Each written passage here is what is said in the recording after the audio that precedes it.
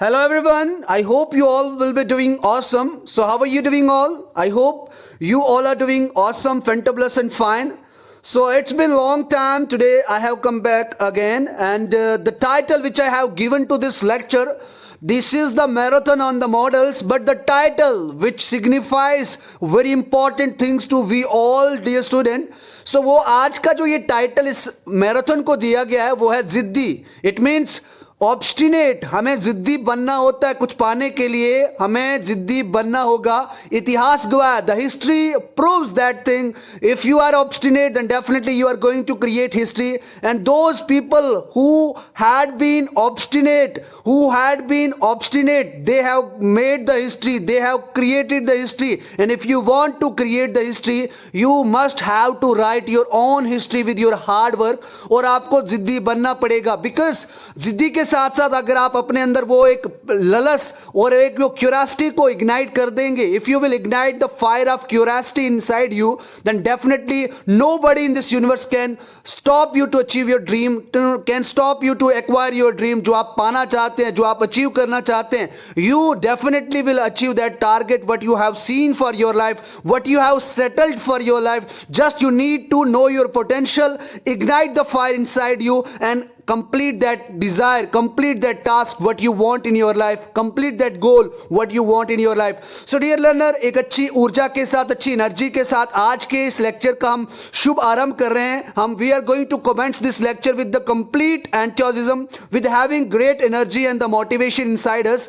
Because अगर आप अभी भी डिमोटिवेट फील कर रहे हैं, एक बार अपने पेरेंट्स की खुशी के लिए, एक बार अपनी सोसाइटी के लिए, नेशन के लिए एक बार सोच के देखो कि अगर मैं कल किसी अच्छी पोजीशन पे पहुंच गया तो वहां से मैं कितने लोगों की हेल्प कर सकता हूं. So dear learner, without wasting over too much time, let's get started over जिद्दी मैराथन ऑन मॉडल्स. आज यहां पे मॉडल्स की बात करने वाले हैं और इस एक मैराथन के अंदर मॉडल्स को इसी ऊर्जा के साथ, इसी एनर्जी के साथ हम खत्म करने वाले हैं, ताकि फिर हमें कहीं मॉडल्स के अंदर कभी हमें यहां पे फिर से दिक्कत ना आए.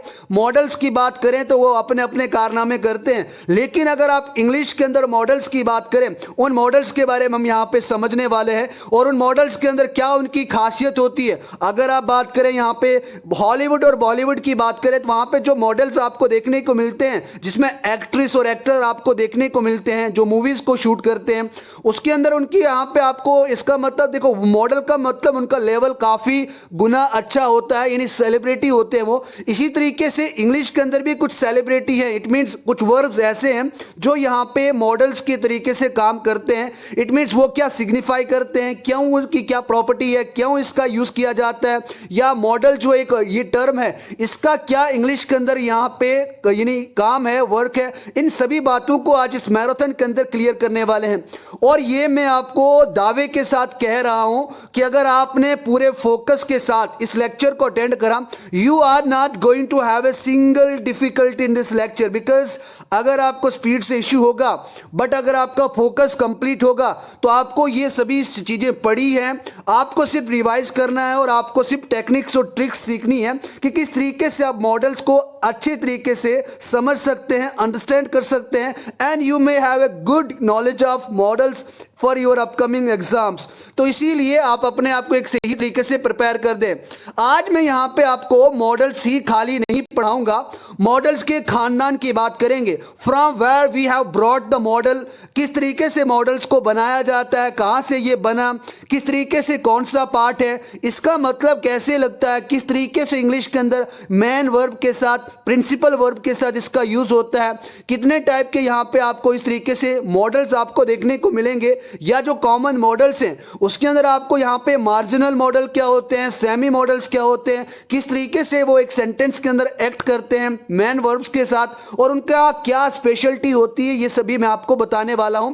बस आप अपने जो विश्वास है और जो आपका जो कॉन्फिडेंस है और जिस एक ऊर्जा के साथ हमने इस मैराथन की शुरुआत करी है, ये कंटिन्यू रहना चाहिए आज इस लेक्चर तक, यानी जब तक ये फिनिश नहीं होता ये मैराथन, तब तक आपका कंटिन्यू होना चाहिए. क्योंकि अभी जो स्टूडेंट्स ये समझ रहे हैं कि मैं बाद में देख लूंगा, अगर आप इस टाइम को अभी इन्वेस्ट कर रहे हैं, बाद में जब इस लेक्चर को आप फिनिश करेंगे ना, तो आपके अंदर एक अच्छा कॉन्फिडेंस आएगा, the confidence of your preparation which will definitely motivate motivate you to just go ahead with that potential what you have settled earlier for upcoming lectures. इसीलिए आप अपने आप को सही तरीके से प्रफुल्लित रखें, सही तरीके से मोटिवेट रखें. आज यहाँ पे मॉडल्स की बात कर रहे हैं. अगर यहाँ पे मॉडल्स की बात करें, एक तो मॉडल होते हैं MODEL वाले, लेकिन यहाँ पे हम किसकी बात करें, मॉडल्स की बात करें. So in this lecture we shall be getting the complete knowledge of models कि किस तरीके से मॉडल्स का इंग्लिश के अंदर यूज किया जाता है. अगर बात करें जो मॉडल्स हैं, अगर हम बात करें किसकी, जो मॉडल्स हैं ये कहाँ से निकला है, या बात करें तो ये वर्ब से निकलता है. ये कहाँ से निकलता है, आप सभी ने देखा होगा, द वर्ब लिखा होगा जिसको आप क्रिया भी कहते हैं. बात करें यहाँ पे वर्ब की बात करें, यहाँ पे वर्ब को हम एक्शन भी कहते हैं. ये आप सभी को पता है कि वर्ब का मतलब क्या होता है, कि वर्ब का मतलब होता है किसी एक्शन को सब्जेक्ट किस तरीके से परफॉर्म कर रहा है, किस तरीके से वो सब्जेक्ट परफॉर्म कर रहा है, उस तरीके से एक्सप्रेस करने के लिए हम वर्ब, इट मींस एक्शन का यूज करते हैं. अगर बात करें ये मॉडल्स वर्ब से निकले हैं, और आप सभी को पता है ये जो वर्ब वर्ड था ये कहां से निकला है, लैटिन वर्ड से निकला है, जिसका वहां पे लैटिन के अंदर वर्बम, यहां पे इसका क्या नाम था, वर्बम नाम था, जहां से ये वर्ब निकला है. वर्ब लैटिन वर्ड है जहां से हमने वर्ब को निकाला है, जिसका मतलब होता है एक वर्ड, यानी एक वर्ड, ए वर्ड. अगर बात करें वर्ब का बात करें तो वर्ब से हमें क्या पता चलता है, अगर बात करें वर्ब से हमें किसी काम को करना, यानी किसी काम को किस तरीके से हम करते हैं वो हमें यहाँ पे क्लियर होता है. लेकिन आपको ये बात भी पता है कि कोई भी सेंटेंस बिना वर्ब के पूरा नहीं होता है. यानी इट मीन्स कोई भी sentence without verb sentence remains incomplete, यानी वहां पे जो सेंटेंस होता है वो इनकम्प्लीट रहता है. इसीलिए वर्ब का एक सेंटेंस के अंदर काफी ज्यादा अच्छा यूज है. जिस तरीके से हमारे लिए ऑक्सीजन जरूरी है, उसी तरीके से एक सेंटेंस को कंप्लीट करने के लिए वहां पे एक वर्ब की, एक एक्शन की रिक्वायरमेंट है, जरूरत है. इसीलिए वर्ब भी अपने अपने तरीके से कैटेगराइज करे गए हैं, क्लासिफाइड करे गए हैं. और वर्ब एक बहुत ही इंपॉर्टेंट एक पार्ट है जो एक इंग्लिश के अंदर यूज होता है. लगभग 90% इंग्लिश इसके आसपास में रहती है, यानी इसी के यूज के साथ बनती है. तो आज यहाँ पे मॉडल्स किस तरीके से वर्ब से निकलते हैं इसकी बात करें हम यहाँ पे. अब बात करें अगर आपको टाइप्स ऑफ वर्ब बात करें तो आप सभी को पता होगा यहाँ पे आपको जनरली दो टाइप आपको देखने को मिलेंगी. एक तो आपको यहाँ पे मेन वर्ब्स देखने को मिलेगा, उसके बाद इसके साथ साथ आपको एक्सिलरी वर्ब्स आपको देखने को मिलेगा. अब यहाँ पे किस वाली टाइप से यहाँ से मॉडल निकलते हैं उनकी भी हम यहाँ पे बात करने वाले हैं. अब यहाँ पे अगर बात करें मेन वर्ब्स की बात करें, यानी बात करें मेन वर्ब की बात करें या मेन वर्ब्स की बात करें तो इसकी भी दो टाइप्स हैं. एक तो है ट्रांजिटिव वर्ब्स और दूसरी यहाँ पे आपको मिलेगी इंट्रांजिटिव वर्ब्स. अब यहाँ पे इनकी बात कर लेते हैं, ट्रांजिटिव वर्ब्स क्या होता है और इंट्रांजिटिव वर्ब्स वो क्या होता है. अब यहाँ पे मैंने इनकी डेफिनेशन लिखी है कि ऐसी वर्ब्स जिनके साथ आप किसी ऑब्जेक्ट का यूज करते हैं, इन इसका मतलब ऐसी वर्ब जिनके साथ ऑब्जेक्ट यूज होता है लेकिन इसका मतलब यह है कि जो इफेक्ट होता है यहाँ पे किसका, वर्ब का, वो ऑब्जेक्ट के ऊपर दिखता है. ऐसी वर्ब्स जिनके साथ आप ऑब्जेक्ट यूज करते हैं ट्रांजिटिव वर्ब्स वो कहलाती हैं या वो ट्रांजिटिव वर्ब्स होती हैं. लेकिन यहाँ पे ट्रांजिटिव का मतलब क्या होता है, पासिंग ओवर, यानी इसका मतलब होता है द इफेक्ट ऑफ वर्ब्स. जब यहाँ पे इफेक्ट ऑफ एक्शन, यानी यहाँ पे जो कर्ता का जो इफेक्ट रहता है वो एक ऑब्जेक्ट पे पड़ता है, पास ओवर होता है. यानी यहाँ पे वर्ब का जो देखो, Suraj speaks the truth, Suraj speaks the truth, यानी सूरज जो है वो क्या बोलता है, सच बोलता है. तो स्पीक्स यहाँ पे क्या एक्शन है, लेकिन इसका यहाँ पे इफेक्ट किस पर पड़ रहा है, ट्रूथ के ऊपर पड़ रहा है, सच के ऊपर पड़ रहा है. इट मीन्स जब एक एक्शन का, जब एक वर्ब का इफेक्ट डायरेक्ट यहाँ पे ऑब्जेक्ट पे पड़ता है, उसे आप क्या कहते हैं, ट्रांजिटिव वर्ब्स कहते हैं. ऐसी वर्ब्स जिनका इफेक्ट डायरेक्ट ऑब्जेक्ट पे पड़ता है उसे आप ट्रांजिटिव वर्ब्स कहते हैं. जैसे मैं आपको यहाँ पे बोलूंगा रमेश हिट्स ए बॉल, यहाँ पे मैं आपको क्या बोलूंगा, रमेश हिट्स ए बॉल. तो हिट का यहाँ पे डायरेक्ट असर किस पे पड़ रहा है, बॉल के ऊपर पड़ रहा है. ये बॉल क्या यहाँ पे ऑब्जेक्ट है. मैं बोलूंगा I make the call, I make the call, he rings the bell. तो इस तरीके से आप ये देख सकते हैं कि ऐसी वर्ब्स जिनका डायरेक्ट यहाँ पे इफेक्ट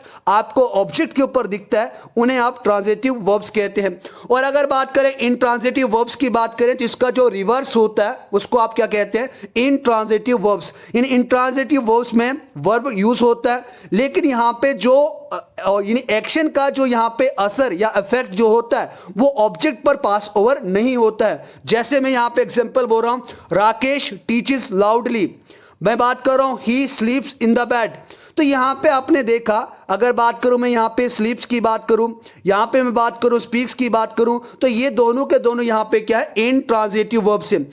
या टीचर्स की बात करूं, स्पीक्स की बात करूं, तो ये यहाँ पे दोनों के दोनों क्या है, इन ट्रांजिटिव वर्ब से। क्यों? क्योंकि इनका जो इफेक्ट है वो आपको यहाँ पे पास ओवर होते हुए ऑब्जेक्ट पे नहीं दिख रहा है, इसीलिए इन्हें आप क्या कहते हैं, इन ट्रांजिटिव वर्ब्स कहते हैं।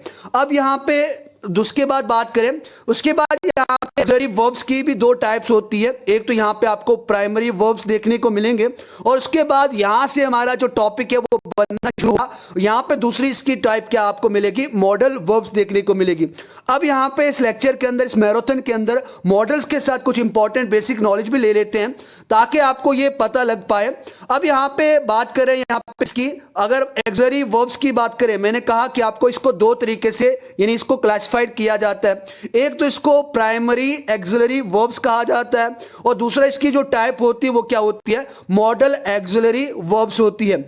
अब यहाँ पे सबसे पहले प्राइमरी ऑक्सिलरी वर्ब्स क्या होते हैं इसकी बात करें। यानी अगर बात करें आपको प्राइमरी की बात करें तो ये भी तीन तरीके से डिवाइड होती है। अगर बात करें ये भी तीन तरीके से डिवाइड होती है।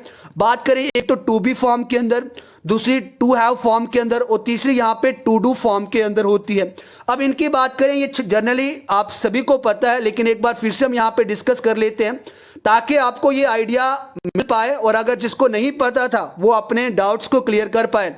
अगर बात करें वर्ब्स के अंदर, जो यहाँ पे प्राइमरी वर्ब की जो टू बी का जो फॉर्म आती है, इसके अंदर क्या आता है, जो आपने देखा होगा एक्सिलरीज देखी होंगी, जिनको आप एक्सिलरी वर्ब भी कहते हैं, जैसे इज, एम, आर, वॉज और वर। तो ये कौन सी है, ये टू बी की है, यानी एक्सिलरी वर्ब के जो टू बी फॉर्म है वहां से ये निकलती है। एग्जाम्पल की बात करें, it's mine, I am a man of my own words, they are students, he is an inspector. इस तरीके से आप यहाँ पे बात कर सकते हैं।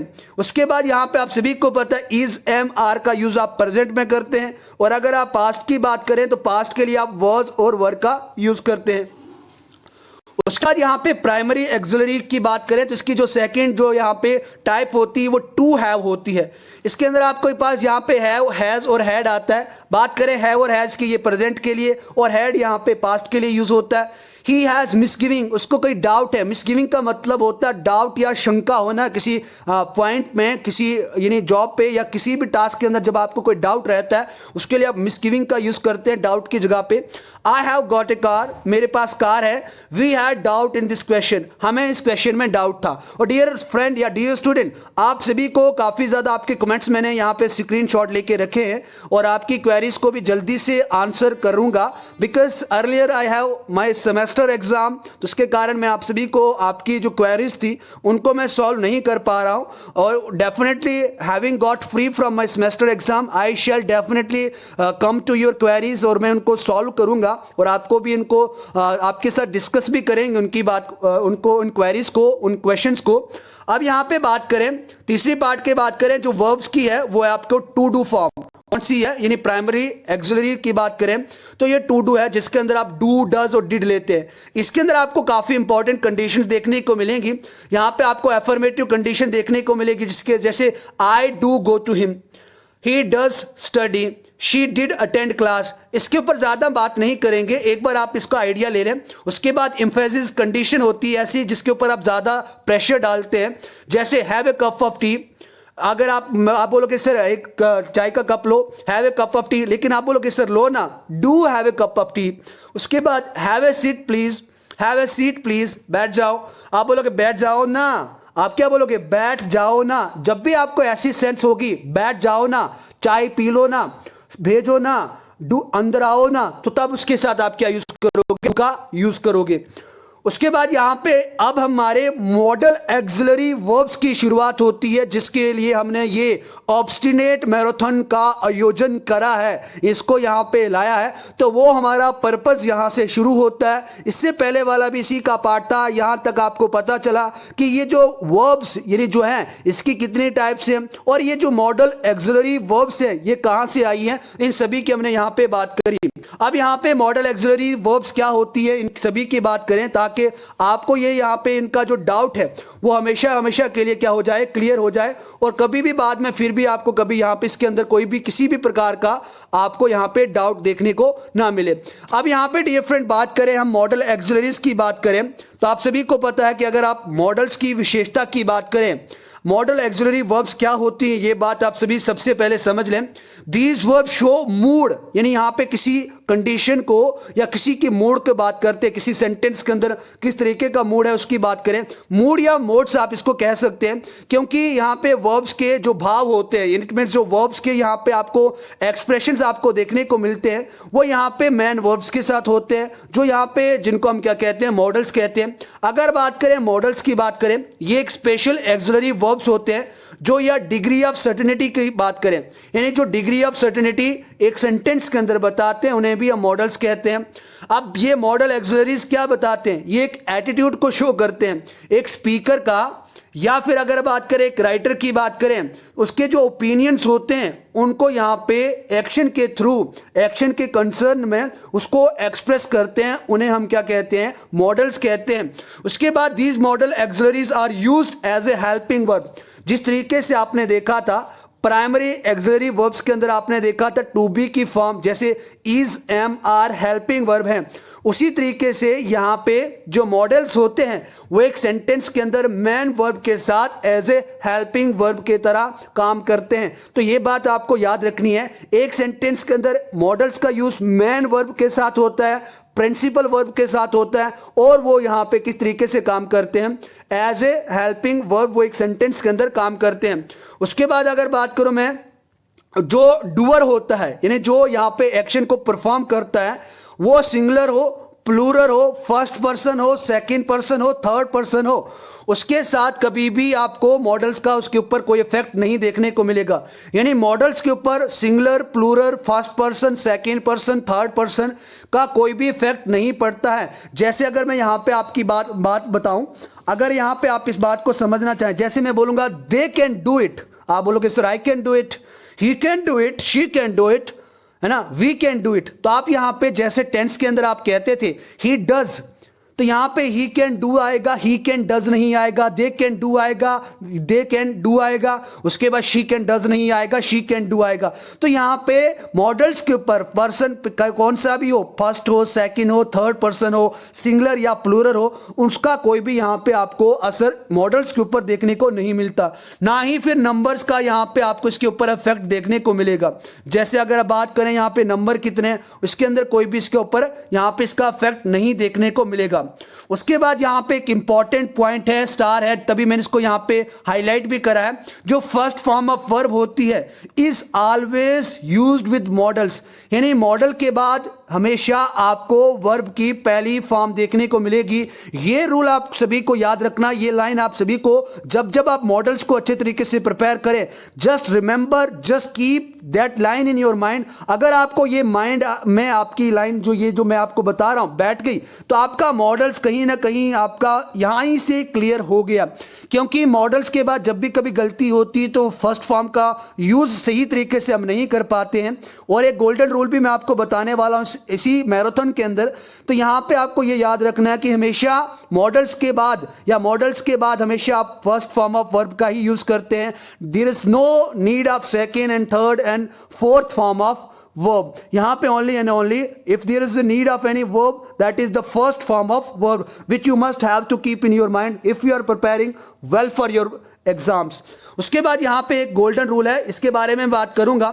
एक बात यहाँ पे मैं आपको क्लियर करना चाहूंगा, ये जो आप देख रहे हैं मॉडल्स, कोई भी मॉडल्स हो सकता है, जैसे आप सभी को पता है मॉडल्स कौन कौन से हैं, मे है, माइट है, can, could, will, shall, would, shall, need, dare, must, जितने भी मॉडल्स हैं हमारे पास, कभी भी आपको अगर फ्यूचर और यहाँ पे अगर पास्ट की पॉसिबिलिटी को बताना हो, उसके लिए यहाँ पे आप क्या करते हैं, मॉडल्स के बाद हमेशा आप हैव के बाद वर्ब की थर्ड फॉर्म लगाते हैं। ये एक बात याद रखें, ये आइडिया आपको मैं दे रहा हूँ, ये सभी मैं रूल आपको डीपली पढ़ाने वाला हूँ, लेकिन जर्नल ये डिस्कशन चल रही है तो यहाँ पे आपको ये याद रखना है। उसके बाद कभी भी आप एक सेंटेंस के अंदर मॉडल्स के बाद हैज़ के बाद वर्ब की थर्ड फॉर्म नहीं लिख सकते। कभी भी एक सेंटेंस के अंदर मॉडल्स के बाद आप हैड के बाद एक्शन की या वर्ब की थर्ड फॉर्म यूज नहीं कर सकते। अगर आप यूज करते हैं तो यहीं से आपका सेंटेंस जो है वो गलत हो जाता है। तो इन सभी की बात करेंगे। अब यहां पे बात करेंगे कुछ कॉमन मॉडल एक्सिलरी वर्ब्स की बात करें। अब यहां पे जो कुछ मॉडल जो है एक्सिलरी वर्ब्स है, जैसे बात करें मे माइट की बात करें, कैन कुड की बात करें, विल शेल की बात करें, वुड की बात करें, शुड की बात करें, मस्ट नीड डेयर की बात करें, ऑट टू यूज टू, ये सभी के सभी मॉडल्स हैं। डियर फ्रेंड, आपको एक मैं बात बता दूं, मैंने आपकी फ्यूचर जो टेंस की लेक्चर है वो काफ़ी समय पहले सुमित सर को सेंड कर दी थी। I hope why he is not just uploading that lecture. I hope वो आप भी सर अपलोड कर देंगे 1-2 दिन के अंदर। उसके अंदर भी यहाँ पे आपको मॉडल्स का कंसेप्ट देखने को मिलेगा, क्योंकि अगर आप बात करें फ्यूचर टेंस की बात करें तो फ्यूचर टेंस होता नहीं है। With the help of models हम यहाँ पे फ्यूचर को क्रिएट करते हैं। क्यों? क्योंकि आप सभी को पता है फ्यूचर बनाने के लिए विल और शेल का हम यूज करते हैं, और विल और शेल अपने आप में क्या है? मॉडल्स है, जो यहाँ पे टेंस के साथ कॉम्बिनेशन को बिठाते हैं और टेंस को हेल्प करते हैं ताकि वो फ्यूचर की सेंस को निकाल पाएं। और फ्यूचर होता नहीं है, फ्यूचर को हम प्रिडिक्ट करते हैं, फ्यूचर बनाया जाता है with the help of models. अगर वो लेक्चर आप अटेंड करेंगे तो आपके सभी कंसेप्ट वहां से जो डाउट्स हैं उस कंसेप्ट के थ्रू क्लियर हो जाएंगे।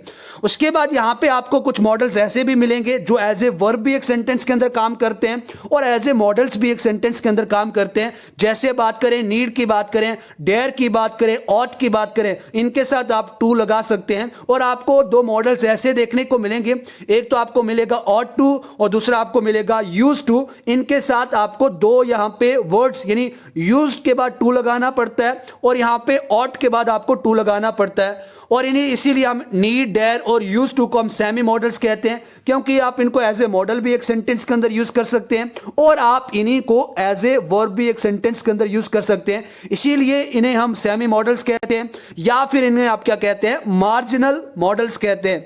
सेमी मॉडल्स या इनको आप क्या कहते हैं? मार्जिनल मॉडल्स कहते हैं, क्योंकि ये एक मैन वर्ब की तरीके से भी एक सेंटेंस के अंदर यूज किए जाते हैं। अब यहाँ पे जैसे इनके नेम सुजेस्ट करते हैं कि ये सभी क्या होते हैं? Do not act man verbs. यानी यहाँ पे आप बात करें अप्रॉक्सीमेट जो मॉडल्स है वो एक सेंटेंस के अंदर एक मैन वर्ब की तरह काम नहीं करते। इसीलिए ये क्या डिनोट करते हैं? एक सेंटेंस के अंदर एबिलिटी की बात करें, किसी की क्षमता, किसी की एबिलिटी, किसी की कैपेसिटी या परमिशन लेने या परमिशन देने के लिए हम मॉडल्स का यूज करते हैं। पॉसिबिलिटी, संभावना की बात करें, उसके लिए हम मॉडल्स का यूज करते हैं। ऑब्लिगेशन की बात करें, उसके लिए हम मॉडल्स का यूज करते हैं। लाइकलीहुड की बात करें एक सेंटेंस के अंदर, तो उसके लिए भी हम मॉडल्स का यूज करते हैं। अब यहां से हम 1 बाय 1 हर एक मॉडल को टच करेंगे, कवर करेंगे और ये जानेंगे कि किस तरीके से एक मॉडल का यूज सेंटेंस के अंदर किया जाता है और अलग अलग मॉडल्स का यूज किस तरीके से आप सेंटेंस के अंदर करते हैं, वो सभी यहां पे हम जानने वाले हैं। अब यहाँ पे सबसे पहले बात तो वो हमारे पास है, मैंने भी आपको बताया सेमी मॉडल्स कौन कौन से होते हैं और मॉडल्स कौन कौन से होते हैं, तो ये सभी आपको ध्यान में रखना है। अब सबसे पहले यहाँ पे जो मे होता है उसकी बात करेंगे। उसके बाद लास्ट पे मैं आप सभी को मे, मस्ट और माइट इनका यूज किस तरीके से आपको एक सिंपल ट्रिक से याद रखना है वो भी मैं आपको बताऊंगा। अगर बात करें मे की बात करें, it is use to show और आस्क परमिशन। यानी यहां पे अगर बात करें परमिशन लेने या परमिशन देने के लिए आप यहां पे मे मॉडल का यूज करते हैं, ये बात आपको याद रखना है। यानी अनुमति यानी जो परमिशन होती है उसको मांगने या फिर अगर आप परमिशन किसी को दे रहे हैं उसके लिए आप यहां पे मे का यूज करते हैं। जैसे मैं बोलूंगा या आप सपोज करो आप मेरी ऑफिस में आए, आप बोलोगे राकेश सर मे आई कम इन, मैं क्या बोलूंगा? यस यू मे। आपने मे का यूज परमिशन मांगने के लिए किया और मैंने यहां पे परमिशन देने के लिए मे का यूज करा। तो ये बात आप सभी को क्लियर रखनी है कि परमिशन देने, for seeking permission and for giving permission we must have to use may there. उसके बाद may is use for informal request. जब भी आप किसी को इनफॉर्मल रिक्वेस्ट करते हैं यानी अनौपचारिक, यानी औपचारिक नहीं, एक इनफॉर्मल रिक्वेस्ट करते हैं, उसके लिए भी आप यहां पे मे का यूज कर सकते हैं। जैसे आप घर पे किसी को बोलेंगे प्लीज यहां पे सॉल्ट पास कर दो, या आप बोलोगे मैं क्या आपका पेन ले सकता हूं, आप अपने दोस्त के साथ ये लैंग्वेज यूज कर रहे हैं, उस टाइम पे आप इनफॉर्मल रिक्वेस्ट अगर उनसे कर रहे हैं at that instant of condition आप यहां पे मे का यूज कर सकते हैं। आप बोलोगे sir may I have the salt please, मैं बोलूंगा yes you may have the salt. आप बोलोगे sir may I borrow your pen, मैं बोलूंगा yes you may borrow my pen, आप मेरा पेन ले सकते हो। तो इस तरीके से यहाँ पे परमिशन लेने, परमिशन देने, उसके बाद इनफॉर्मल रिक्वेस्ट के लिए आप जो मॉडल मे है उसका यूज करते हैं। अब उसके बाद यहाँ पे बात करें मे के और तीसरे यूज की बात करें तो मे का यूज यहां पे गुड विशेस की बात करें, यहां पे किसकी बात करें? हम यहां पे गुड विशेस की बात करें। यानी यहाँ पे मे का प्रयोग गुड विशेस डिजायर्स के लिए भी हम करते हैं। जो आपकी ख्वाहिशें होती हैं, अच्छी ख्वाहिशें और अच्छी शुभकामनाओं के लिए हम यहाँ पे मे का यूज करते हैं। जैसे आप बोलोगे सर आप सभी ट्रिपल एस की जो फैकल्टी मेंबर्स हो, आप सभी के सभी काफ़ी हार्डवर्क करते हो, हमें फ्री एजुकेशन देने के लिए फ्री कोचिंग प्रोवाइड करवाते हो। Sir may God bless you all, may God bless you all, it means you are wishing, giving us the wish, giving us the blessings. तो गुड विशेस के लिए भी आप मे का यूज करते हो। आप बोलोगे sir may you all live long, आप सभी काफ़ी हजारों साल तक जियो, तो धरती पे बोझ नहीं बनना मैं। सो मे यू लिव लॉन्ग। उसके बाद है यहाँ पे मे योर ड्रीम्स कम ट्रू, ये हमारी साइड से है कि आपके जो सपने हैं वो भगवान करे आपके सपने साकार हो। मे your dreams come true. So this is the use of may up for wishing for good wishes and for desires. You can also use the use of may. आप कहाँ पे क्या यूज कर सकते हो, may का यूज कर सकते हो। उसके बाद may और might, ये दोनों आपको यहाँ पे देखने को मिलेगा। अब इनकी पॉसिबिलिटी की बात मैं करूंगा आपसे। may and might are used for present or future possibility। अगर आप प्रेजेंट के अंदर कोई पॉसिबिलिटी है या फिर अगर फ्यूचर के अंदर पॉसिबिलिटी है, उसके लिए भी आप may और might का यूज करते हैं। कैसे? लेकिन अगर बात करें माइट की बात करें, ये थोड़ा सा स्लाइटली इंक्रीजेस द डाउट, यानी एक डाउट को या अनसर्टेनिटी को थोड़ा सा ये बढ़ा देता है एज कंपैरिजन टू में। इसकी भी बात करेंगे आगे आने वाले जो स्लाइड्स हैं उसके अंदर हम माइट की बात करेंगे। The sky is cloudy, the sky is cloudy, यानी जो स्काई है, जो यहाँ पे बादल छाए हैं, इट में रेन टुडे, ऐसा लगता है कि आज बारिश हो सकती है। अब यहाँ पे पॉसिबिलिटी है, देखो यहाँ पे एक पॉसिबिलिटी से मैं आपको एक ट्रिक बताऊं। आप अगर आपके पास पेन और नोटबुक है, इसको लिख लें। बात करें मस्ट की बात करें, आप यहाँ पे बात करें मस्ट की बात करें, यहाँ पे अगर बात करें आप मस्ट की बात करें, मस्ट कब यूज करते हैं? जब आपके पास 100% यहाँ पे पॉसिबिलिटी है कि ये चीज होती है या हो सकती है, तब आप यहाँ पे मस्ट का यूज करते हैं। लेकिन अगर आपकी पॉसिबिलिटी कम हो गई, 50-50 हो गई कि आज यहाँ पे इंडिया मैच जीत सकती है और नहीं भी जीत सकती है, तो 50% जब भी आपके पास पॉसिबिलिटी हो, संभावना हो, उसके लिए इसका यूज करते हैं, यहाँ पे मे का यूज करते हैं। उसके बाद अगर आपके पास यानी 50 से भी कम हो गई, यानी इट मीन्स आपको बस शायद ही आज इंडिया मैच जीत सकती है। यहाँ पे देखो इंडिया आज पक्के से मैच जीतेगी, India must win the match, शायद आज इंडिया मैच जीत जाए, इंडिया में विन द मैच, शायद ही। देखो यहाँ पे मैंने लैंग्वेज के अंदर भी यहाँ पे कितना चेंज कर दिया, शायद ही इंडिया आज मैच जीते, तो आप क्या बोलोगे? India might win the match. So 25% possibility के लिए आप माइट का यूज करते हैं। फॉर द पॉसिबिलिटी ऑफ 25% आप यहाँ पे माइट का यूज करते हैं। तो ये बात आपको याद रखना है किस तरीके से इसका यूज किया जाता है। उसके बाद अगर मैं यहाँ पे आपको और अच्छे तरीके से बताऊं, तो ये यहाँ पे the sky is cloudy, it may rain today, we thought, हमने सोचा था, she might win the first prize. तो यहाँ पे एक दूसरी मैं आपको बात बता दूं, अगर आपको ये बात नहीं पता है तो ये बात आप अभी जान लें, क्योंकि आप सभी को ये बात पता होनी चाहिए। अगर बात करें मे और मस्ट की सेकंड फॉर्म की बात करें, अगर आप मे और मस्ट की पास्ट फॉर्म की बात करें तो वो माइट होती है। ये बात आपको क्लियर रखनी है, ये बात आपको क्लियर रखनी है कि मस्ट और मे की जो सेकंड फॉर्म होती है वो क्या होती है? वो माइट होती है। यानी पास्ट के लिए हम इन दोनों की जगह पे माइट का ही यूज करते हैं। उसके बाद I have taught thousands of student, मैंने हजारों के हिसाब से विद्यार्थियों को, स्टूडेंट्स को पढ़ाया है। I hope they may get selected, मेरा ये मानना है, उम्मीद है कि वो सिलेक्ट हो सकते हैं। इसलिए यहाँ पे आप किसका यूज करें? मे का यूज करें, हो भी सकते हैं, इसका मतलब यहाँ पे आपने मे का यूज करा। इसी तरीके से पॉसिबिलिटीज को बताने के लिए आप माइट का भी यूज कर सकते हैं। उसके बाद मे की और अच्छे यूज की बात करें तो यहाँ पे may is use to show astonishment. अगर बात करें यहाँ पे आश्चर्य की बात करें, सरप्राइज की बात करें, उसके लिए भी आप यहाँ पे मे का यूज कर सकते हैं। या फिर अगर आपको ज्ञान लेना है, फॉर एक्वायरिंग या seeking the knowledge of a thing, किसी चीज का आपको नॉलेज लेना है, उसके लिए भी आप मे का यूज कर सकते हैं। कैसे? Who may be over English teacher here. आप देखो जब आपके पास ट्रिपल एस पे इंग्लिश का कोई टीचर नहीं था, you were saying that who may be over English teacher here on triple S platform.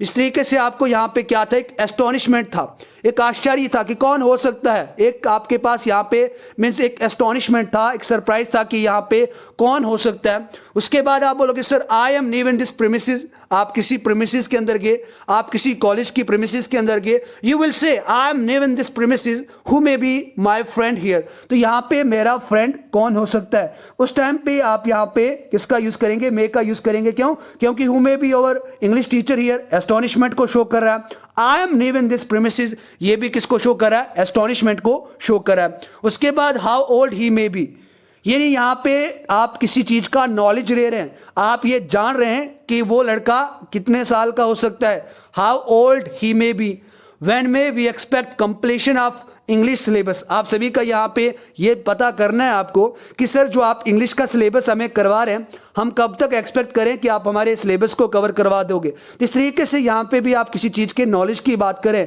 Acquire करने की बात करें नॉलेज को, तो यहाँ पे तब भी आप यहाँ पे मे का यूज़ करते हैं। उसके बाद may and might can also be use to show purpose, जब आपको कोई मकसद बताना होता है उस टाइम पे भी आप यहाँ पे किसका यूज करते हो, मे और माइट का यूज करते हो। जैसे we study so that we may get government job, तो बस यहाँ पे आपको याद रखना कि जो पॉसिबिलिटी कितनी हो रही है, शायद ही, शायद या पक्के से, तो यहाँ पे वी स्टडी, हम पढ़ाई करते हैं ताकि हमारी गवर्नमेंट हमें जॉब मिल जाए, ताकि हमें सरकारी नौकरी मिल जाए।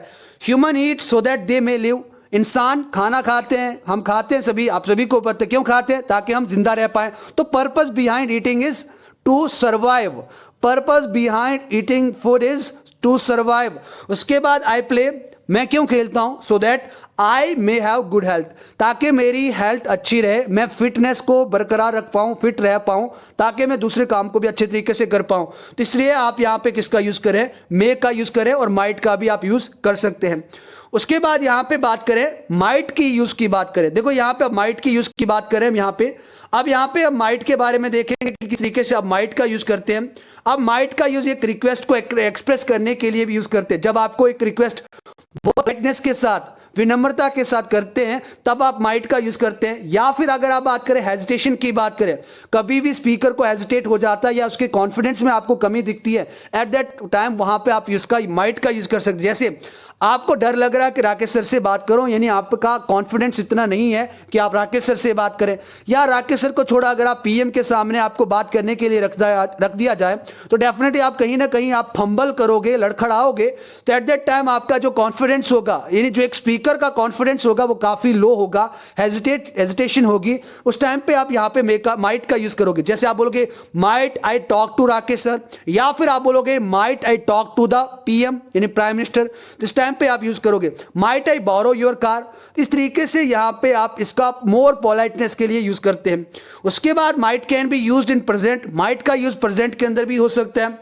When may gets change into when, जब मे, देखो यहां पे डायरेक्ट और इनडायरेक्ट अगर आपने अच्छे तरीके से पढ़ा हो, और जिस लेक्चर अभी जिसने नहीं देखी हो तो आपको डिस्क्रिप्शन में लिंक दिया हुआ है, आप वहां पे जाएं और डायरेक्ट और इनडायरेक्ट जो नरेशन का जो लेक्चर मैराथन था उसको जरूर अटेंड करें, क्योंकि यहां पे तब भी हम माइट का यूज करते, कैसे, जब मे किस में चेंज हो जाता है, यानी मे अगर बात करें डायरेक्ट की बात करें, मे का जो डायरेक्ट नरेशन जब मे के अंदर हम यूज करते हैं, वो जब इनडायरेक्ट के अंदर चेंज होता है तो मे यहाँ पे माइट में चेंज होता है। एग्जांपल यहाँ पे ही सेड टू प्रियंका, उसने प्रियंका से कहा था मे आई कम इन, क्या मैं अंदर आ सकता हूं। अब यहाँ पे सेड का यूज क्यों किया मैंने, क्योंकि जब भी अगर आप बात करें टेंस चार्ट की बात करें, और यहाँ पे अगर यहाँ पे टेंस और टाइम चार्ट की बात करें, ये इनका कन्वर्जन तभी होता है जब आपकी यहाँ पे जो रिपोर्ट होती है, यानी आपकी जो यहाँ पे रिपोर्ट होती है वो किसके अंदर हो, यानी पास्ट के अंदर हो।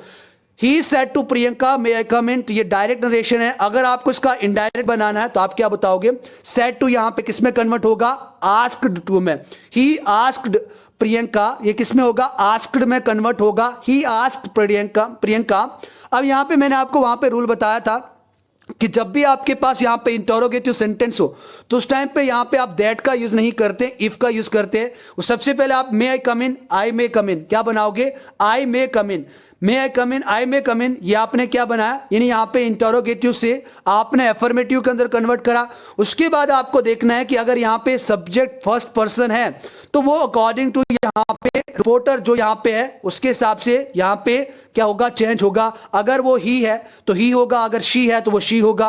आई मे कम इन, तो फर्स्ट पर्सन हमेशा जो रिपोर्टिंग वर्ब का, यानी अगर बात करें जो रिपोर्टिंग स्पीच होती है उसका जो सब्जेक्ट होता है उसके हिसाब से होता है। अगर वो फर्स्ट पर्सन है तो फर्स्ट पर्सन के हिसाब से यहाँ पे चेंज होगा। तो मे आई कम इन, आई यहाँ पे फर्स्ट पर्सन है, तो यहाँ पे ही सेड टू प्रियंका, तो ही के हिसाब से ये चेंज होगा। तो क्या बनेगा, he asked Priyanka if he might come in. तो इस तरीके से देखो, मे से हमने माइट के अंदर इसका यूज करा। Rohit said to Priya may I borrow your pen, Rohit ने प्रिया को कहा क्या मैं आपका पेन ले सकता हूं, इन्हें कहा था कि क्या मैं आपका पेन ले सकता हूं। तो आप यहां पे देख सकते हैं Rohit asked Priya if he might borrow her pen. तो इस तरीके से भी जब आप मे को इनडायरेक्ट से डायरेक्ट से इनडायरेक्ट में कन्वर्ट करते हैं एट दैट टाइम मे यहाँ पे किस में चेंज हो जाता है, माइट में चेंज हो जाता है। तो ये भी काफी इंटरेस्टिंग रूल था। उसके बाद यहाँ पे may and might can be used in perfect tense. मैंने आपको ये जो गोल्डन रूल अभी पहले बताया था कि हमेशा मॉडल्स के बाद आपको हैव के बाद वर्ब की थर्ड फॉर्म यूज करनी है। तो यहाँ पे ये बात आपको यहाँ से क्लियर होगी। अब देखो यहाँ पे may is use when you are not certain about past action, जब आप किसी पास्ट एक्शन के बारे में कंप्लीटली यहाँ पे आपको पता नहीं है, एट दैट टाइम अगर आपको सस्पेक्ट है, यानी आपको शंका है, पॉसिबिलिटी, आपको लगता है हो सकता है नहीं हो सकता है, एट दैट टाइम आप यहाँ पे मे का यूज करते हैं। अगर बात करें might is used when the uncertainty exist no longer in the present, अगर अनसर्टेनिटी की बात करें यानी पॉसिबिलिटी की बात करें, जब वो प्रेजेंट के अंदर एग्जिस्ट नहीं करती, एट दैट टाइम यहाँ पे आप किसके परफेक्ट टेंस के अंदर यहाँ पे माइट का यूज करते हैं। यानी मे और माइट का यूज यहाँ पे परफेक्ट टेंस के अंदर होता है। Example, he may have reached at home, ये परफेक्ट टेंस है और आप सभी को पता है परफेक्ट टेंस कैसे होता है, हैज हैव के बाद आप वर्ब की थर्ड फॉर्म का यूज करते हैं। He may have reached at home, हम ऐसे कभी नहीं लिख सकते he may had reached, he may has reached, नहीं, ये ऐसे टोटली गलत होगा। हमेशा मॉडल्स के बाद यहाँ पे मे की जगह कोई भी मॉडल क्यों ना होता, कैन होता, कुड होता, शुड होता, ऑट टू होता, यूज टू होता, डेयर टू होता या डेयर होता, उसके बाद आप हमेशा हैव रीच्ड ही यूज करते, यहाँ पे हैड या हैज का यूज नहीं कर सकते। She has not received joining letter so far, उसे अभी तक जॉइनिंग लेटर नहीं मिला, उसने अभी तक जॉइनिंग लेटर नहीं रिसीव करा। She may have forgotten to bring joining letter, शायद वो लाना ही भूल गई हो ज्वाइनिंग लेटर को। उसके बाद you might have invited me to your wedding, आप मुझे अपनी जो वेडिंग में, शादी में इनवाइट कर सकते थे लेकिन आपने किया ही नहीं। आप मुझे अपनी शादी में इनवाइट कर सकते थे but you didn't invite me. तो यहाँ पे ये पॉसिबिलिटी थी कि आप मुझे अपनी शादी में इनवाइट कर सकते थे, बट आप तो यहाँ पे माइजर निकले, कमीने निकले, आपने तो इनवाइट ही नहीं किया। उसके बाद है यहाँ पे Smith sir might have come if you asked him, Smith sir might have come if you asked him, Smith sir आ सकते थे, चलो राकेश सर को आपने इनवाइट नहीं करा, अगर आप स्मिथ सर को इनवाइट करते तो स्मिथ सर आ सकते थे, बट आपने उनको इनवाइट ही नहीं करा, बट आपने उनको पूछा ही नहीं। तो इस तरीके से जब भी आप यहाँ पे मे और माइट के कंसेप्ट को याद रखें, जितने भी मैंने रूल अभी आपको पढ़ाए, इन रूल्स को आप सही तरीके से अपने माइंड के अंदर बैठा के रखें। सो ये आज हमारा यानी जो मैराथन का जो पहला पार्ट है, ये यहाँ पे हमने मे और माइट। अब यहाँ पे हम बात करते हैं कैन की बात करते हैं। अब यहाँ पे हम किसकी बात करें, तो अब हम बात करेंगे मॉडल कैन की बात करेंगे। आप सभी को पता है जिस तरीके से हमने अभी तक देखा कि किस तरीके से आप मे का यूज़ करते हैं, माइट का यूज़ करते हैं, उसके बाद मैंने आपको बताया मे माइट का यूज़ कहाँ कहाँ पे किया जाता है। Now it's time to look can. यहाँ पे कैन को गेन करने का काफ़ी अच्छा तरीका मैं आप सभी को बताऊंगा, जो आपको कहीं ना कहीं काफ़ी हेल्प करेगा आपको समझने के लिए। अब यहाँ पे बात आ जाती है कैन मॉडल की, बात आ जाती है।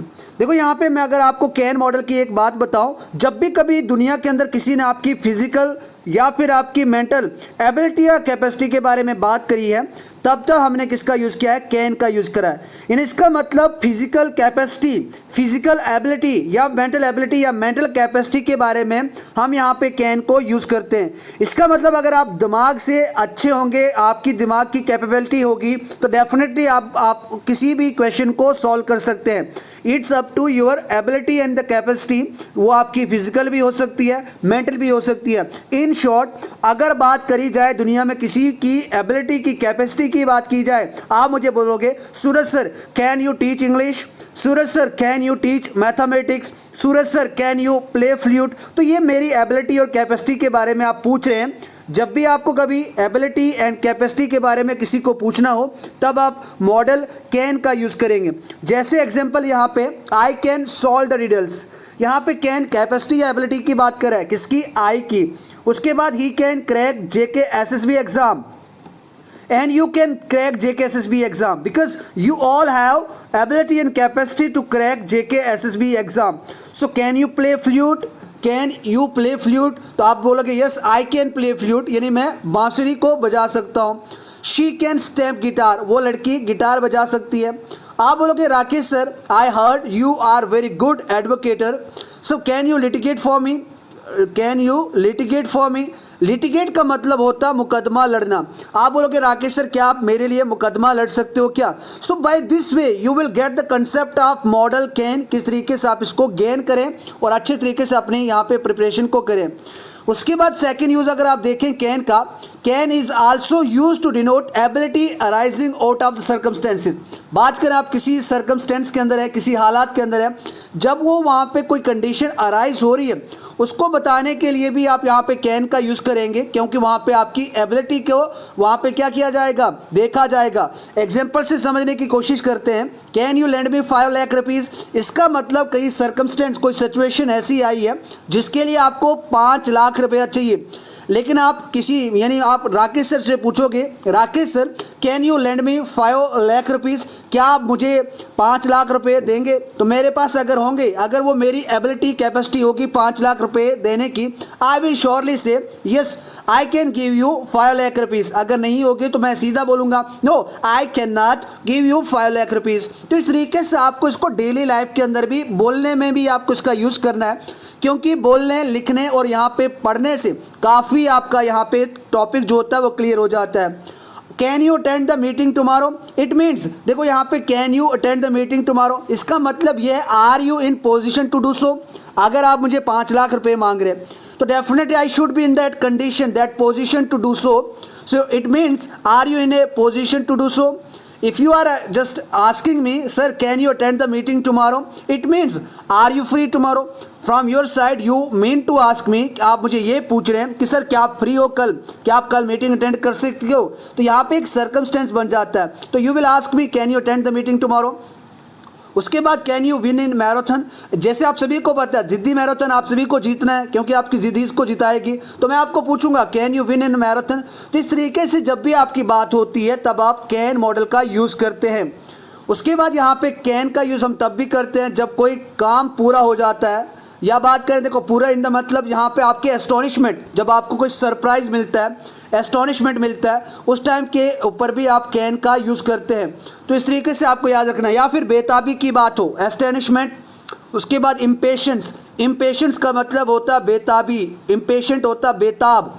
उसके बाद एंगर ऑफ स्पीकर, जब भी कभी आपको मन में गुस्सा रहता है या आप गुस्सा किसी पे निकालते हैं या फिर अपनी बेताबी को निकालते हैं, या फिर आपको किसी को सरप्राइज लगता है कि ऐसा कैसे हो सकता है, जैसे आप बोलोगे व्हाट कैन ही डू, वो क्या कर सकता है, यानी यहाँ पे आपको एंगर है, आप एंगर ऑफ स्पीकर की बात हो रही है यहाँ पे।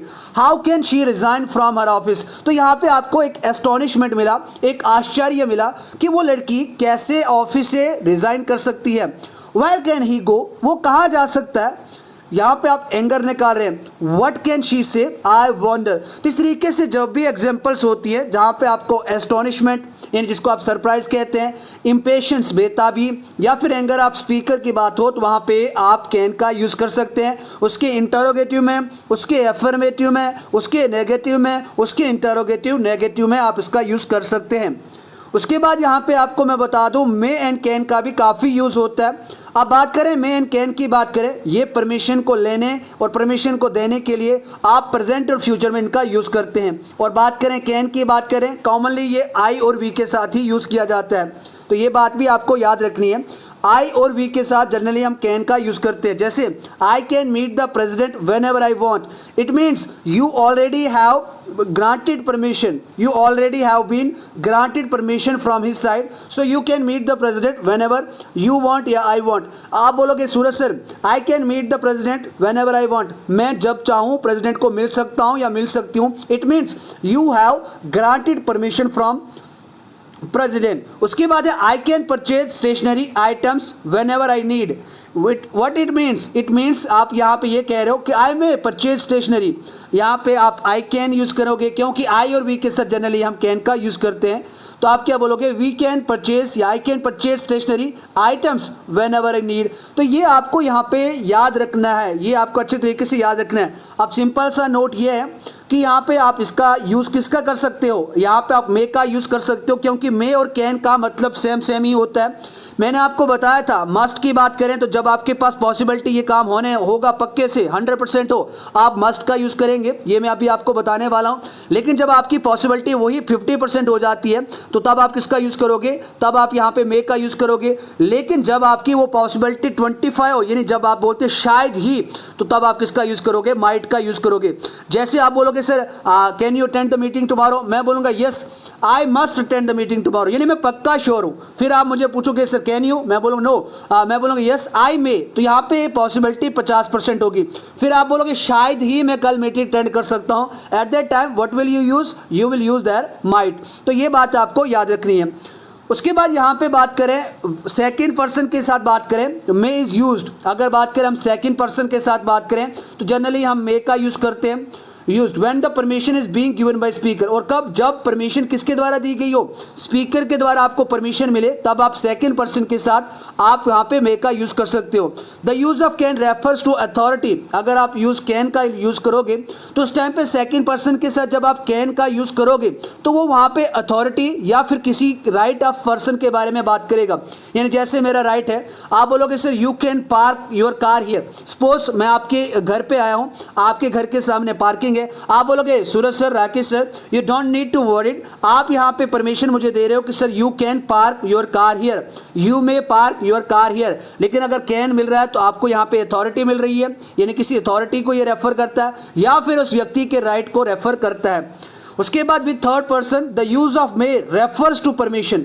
बात करें अगर थर्ड पर्सन की बात करें, जैसे ही शी, उसके बाद वी की बात करें, दे की बात करें, whenever we talk about the third person the use of may refers to the permission given by the speaker।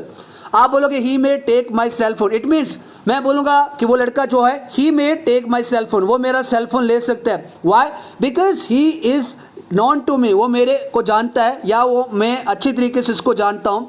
she may take my position, वो मेरी पोजीशन जगह ले सकती है। We may give him scooter, हम उसको स्कूटर दे सकते हैं। इसके बाद we can also use can in, यहाँ पे हम कैन का भी यूज़ कर सकते हैं। We can also use can in such sentences, जो हमने अभी ऊपर देखे जिनके अंदर यहाँ पे राइट और अथॉरिटी की बात करी, जिसकी सब्जेक्ट के राइट और अथॉरिटी की बात हो रही थी, तो उस टाइम पे यहाँ पे इनफॉर्मल के लिए आप कैन का यूज़ कर सकते हो, मे का यूज़ कर सकते हो। तो इस तरीके से आप यहाँ पे यूज़ करो। लेकिन अगर मे का यूज़ कर रहे हो तो आप का एक फॉर्मल थोड़ा लगेगा, तो ये बात आपको यहाँ पे याद रखनी है। उसके बाद कभी कभी ये कन्फ्यूजन हो जाती है कि सर मे नॉट कहाँ पे यूज़ किया जाए और कैन नॉट कहाँ पे यूज़ करा जाए। जब भी कभी कोई यहाँ पे मे नॉट की बात करे तो मे नॉट हमेशा इम्प्रॉबेबिलिटी को डिनोट करता है, यानी यहाँ पे असंभावना को डिनोट करता है, जो अनसर्टेनिटी होती है उसको ये डिनोट करता है। लेकिन अगर बात करें यहाँ पे कैन की, ये इम्पॉसिबिलिटी को डिनोट करता है। तो ये कैन जो है वो इम्पॉसिबिलिटी के लिए हम इसका यूज़ करते हैं। जैसे the news may not be true, the news may not be true, शायद ये न्यूज़ सच नहीं हो सकती क्योंकि ये यहाँ पे अनसर्टेनिटी को बता रहा है। लेकिन इम्पॉसिबिलिटी का मतलब है कि टोटली ये हो ही नहीं सकता, ये इम्पॉसिबल है, ये हो ही नहीं सकता। So at that time you will say the news can not be true, तो आप क्या कहोगे, the news can not be true. तो इस तरीके से आप इसको बात करोगे। अब यहाँ पे हम बात करते हैं कैन एंड कुड की बात करें। कैन की तो हमने बात करी, कैन को अच्छे तरीके से हमने गेन करा। लेकिन अगर आप कैन के सेकंड भाई की बात करोगे, इसके पास्ट फॉर्म की बात करोगे, वो कुड होती है। इसीलिए कुड यहाँ पे सेमी मॉडल के अंदर रखा जाता है, लेकिन इसको जनरली स्टेटस नहीं दिया गया है क्योंकि यहाँ पे कैन की सेकंड फॉर्म कुड होती है और कुड अपने आप में क्या है, मॉडल है, जो मॉडल यहाँ पे पोलाइटनेस को शो करता है, जिसको हम फॉर्मल वे में काफ़ी यूज़ करते हैं। बात करें could you give me your cell phone is a very good way of making request. आप बात करें जैसे आप बोलोगे sir could you teach us, sir could you make us understand, क्या आप हमें समझा सकते हैं। So it is very good way, बहुत अच्छा तरीका है किसी को रिक्वेस्ट करने का, बिकॉज इसके अंदर आपको क्या दिखेगा, मोर पोलाइटनेस दिखेगा और यहाँ पे कोर्टियोजिनेस आपको देखने को मिलेगा। What do you mean by courteousness, यहाँ पे आपको विनम्रता, एक बहुत काइंडली नेचर आपको देखने को मिलेगा। जैसे you will ask me sir could you land me your car for a day, क्या आप मुझे अपने कार एक दिन के लिए दे सकते हैं क्या। Could you land me your sofa, क्या आप मुझे अपना सोफा दे सकते हैं क्या। सो बाय दिस सेंटेंस यानी बाय दो सेंटेंसेस जो मैंने अभी आपको बताया, so these sentence shows what, these sentence show यहाँ पे एक रिक्वेस्ट को बताते हैं जो एक बहुत ही फॉर्मल रिक्वेस्ट होती है। उसके बाद the use of could refers to the past ability, जिस तरीके से प्रेजेंट और फ्यूचर की एबिलिटी को बताने के लिए आप कैन का यूज करते हैं। सो डियर स्टूडेंट, आप अगर कैन को अच्छे तरीके से गेन करना चाहते हैं तो आप कुड की भी बात करें।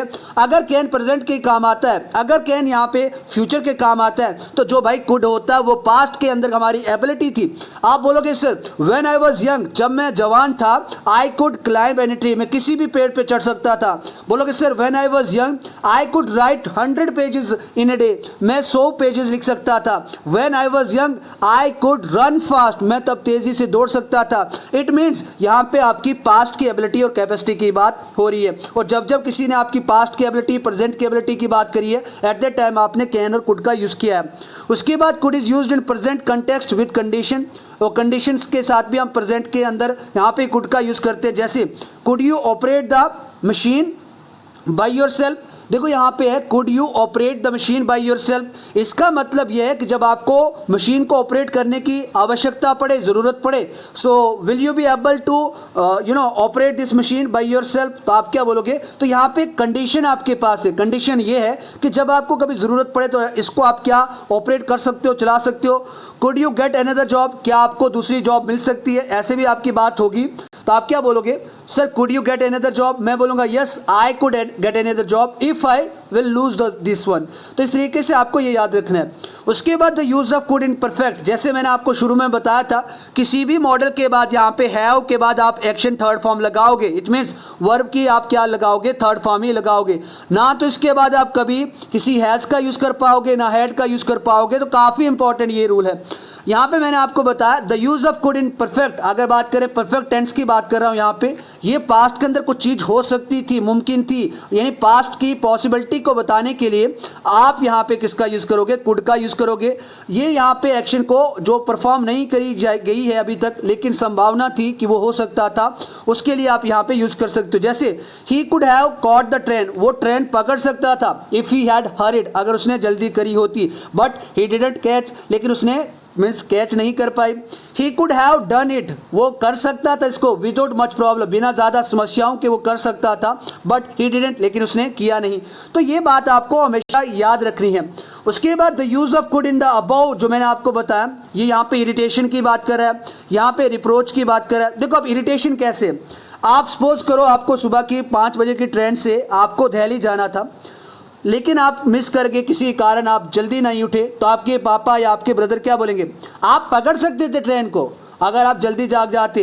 You could have caught the train if you have, क्या बोलोगे, if you woke up early, इस तरीके से वेक के बाद वोक अप अर्ली, यानी इस तरीके से आप बोलोगे if you had awaken up early. तो ये सभी आप यहाँ पे इन सेंटेंसेस को बना सकते हैं। उसके बाद यहाँ पे बात करें कुड की बात करें, so you could have informed मी, आप मुझे इन्फॉर्म कर सकते थे लेकिन आपने इन्फॉर्म किया नहीं। तो ये आप इस तरीके से भी इनको याद रख सकते हो।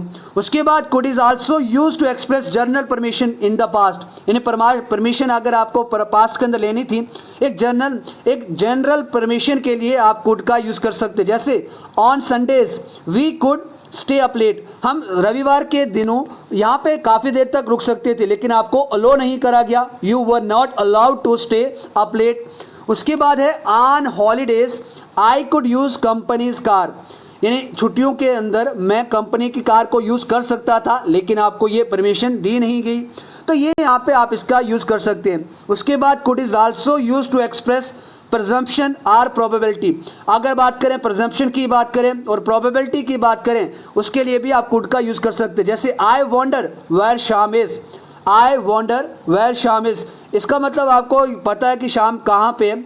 He could be in the club, वो क्लब में हो सकता है, पर शायद वो हो सकता है, लेकिन ये आप यहाँ पे प्रोबेबिलिटी और प्रजम्पशन की बात है, अनुमान लगा रहे हैं कि वो हो सकता है वहाँ पे। उसके बाद I wonder why Sita is not here so far, मैं जानता हूँ कि सीता अभी तक यहाँ पे क्यों नहीं है, because she could still be waiting for taxi, उसको टैक्सी नहीं मिली होगी, पर शायद वो टैक्सी का इंतज़ार कर रही होगी, इसका मतलब ये है। तो इस तरीके से आपको कैन और कुड का यूज़ देखना है। उसके बाद यहाँ पे अगर आपने देखो, मैंने काफ़ी पहले सर को वीडियो भेज दी थी शैल और will, it means future tense की, मैंने सभी पूरा एक ही लेक्चर के अंदर भेज दिया था। आई डोंट थिंक सो कि, और I don't know behind reason behind this why sir didn't upload this lecture. तो अगर आपको नहीं मिली है तो I will try my best to record again, तो मैं आपको फिर से दूंगा। अब बात करें ट्रेडिशनल ग्रामर के हिसाब से बात करें, यानी शुरू में मैंने आपको कहा था कि फ्यूचर टेंस होता नहीं है, फ्यूचर टेंस बनाया जाता है। आप सभी को पता है शैल एंड विल दो मॉडल हैं, शैल एंड विल दो मॉडल हैं जो यहाँ पे क्या बताते हैं, फ्यूचर को इंडिकेट करते हैं, यानी it means they give us the sense of future. Shall and will give us the sense of future. तो shall is used with the first person, आप सभी को पता है आई और वी के साथ आप शैल का यूज करते हैं। लेकिन बात करें विल की, बात करें ये सेकंड और थर्ड पर्सन के साथ हम क्या यूज करते हैं, इसका यूज करते हैं when we have to denote our future actions. और बात करें प्योर फ्यूचर एक्शन के लिए, जो चीज़ फ्यूचर में आप करोगे उनके लिए आप आई और वी के साथ शैल, उसके बाद जितने दूसरे हो जाते हैं उनके साथ आप क्या यूज करोगे, आप यहाँ पे विल का यूज करोगे। लेकिन अगर आप बात करें इस टाइम की बात करें, अब यहाँ पे शैल का यूज आप किसके साथ करोगे, अगर यहाँ पे आप शैल का यूज किसी और चीज के साथ करते हैं, जैसे मैं आपको यहाँ पे बताता हूँ, अगर आप when shall is used with second and third person, ऐसा नहीं कि शैल यहाँ पे यू के साथ या ही के साथ यूज नहीं होता, होता है। लेकिन जब हम शैल का यूज सेकंड और थर्ड पर्सन के साथ करते हैं, एट दैट टाइम वहाँ पे आपको कौन सी बात का ध्यान रखना है वो भी मैं आपको बताऊंगा। और विल को हम यहाँ पे फर्स्ट पर्सन के साथ यानी थर्ड पर्सन के साथ, सेकंड पर्सन के साथ भी यूज कर सकते हैं। लेकिन यहाँ पे शर्त ये होनी चाहिए कि जब वो एक डिटर्मिनेशन को बताए, अब यहाँ पे डिटर्मिनेशन का मतलब है दृढ़ निश्चय को बताए, थ्रेट को बताए, वार्निंग को बताए, प्रॉमिस को बताए, तब हम शैल का यूज सेकंड और थर्ड पर्सन के साथ कर सकते हैं, विल का यूज हम फर्स्ट पर्सन के साथ कर सकते हैं। तो ये बात आपको याद रखनी है। अब यहाँ पे शैल की बात करें, अब यहाँ पे हम किसकी बात करें, शैल की बात करें, तो शैल का यूज हम फर्स्ट पर्सन के साथ कर सकते हैं जब वो क्या एक फ्यूचर एक्शन को डिनोट करता हो। अगर बात करें while use of shall in second and third person, मैंने अभी ऊपर बताया ये यहाँ पे क्या डिनोट करता है, प्रॉमिस को, डिटर्मिनेशन को, थ्रेट और वार्निंग को वहाँ पे क्या करता है, ये डिनोट करता है। जैसे I shall go to market tomorrow, this is your pure future action. I shall go to market tomorrow, कि मैं कल मार्केट जाऊंगा। ही शैल पे यू ऑन मंडे, वो आपको मंडे पे चुका देगा, जो आपके पैसे हैं वो मंडे सोमवार पे चुका देगा। This is promise to the shopkeeper और प्रॉमिस टू द बिजनेसमैन। उसके बाद he shall work hard to achieve success, तो ये आपके एक दृढ़ संकल्प दिखाता है, एक दृढ़ निश्चय दिखाता है कि he shall work hard to achieve success. So you can find here, यहाँ पे थर्ड पर्सन के साथ हमने शैल का यूज करा है, but here what is showing, what this sentence is showing, it shows determination here.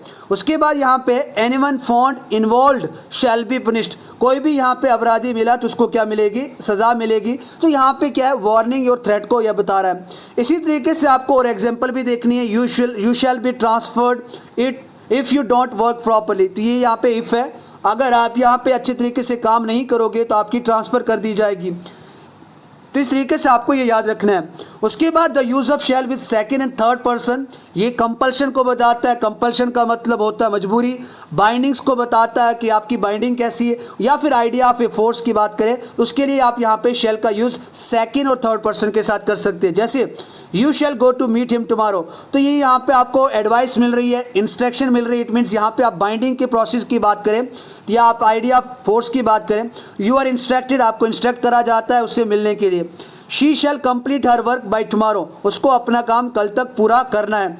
तो यहाँ पे टुमारो की स्पेलिंग देख ले, ये थोड़ी सी यहाँ पे टुमारो की स्पेलिंग गलत है, तो ये यहाँ पे TOMORROW होनी थी।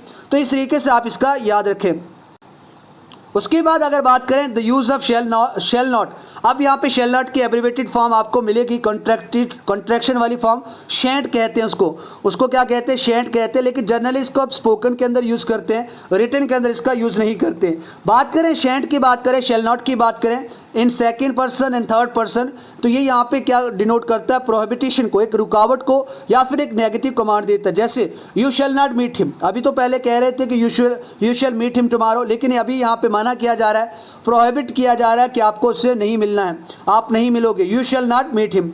Nobody shall write on the table, आप जैसे स्कूल के अंदर गए, कॉलेज के अंदर गए, कोचिंग सेंटर के अंदर गए, आप यहाँ पे टेबल के डेस्क पे बैठे तो आपको वहाँ पे प्रोहिबिटेड किया जाता है कि आप कोई भी यहाँ पे टेबल पे नहीं लिख सकता, ये नहीं लिखेगा। Nobody shall write on the table.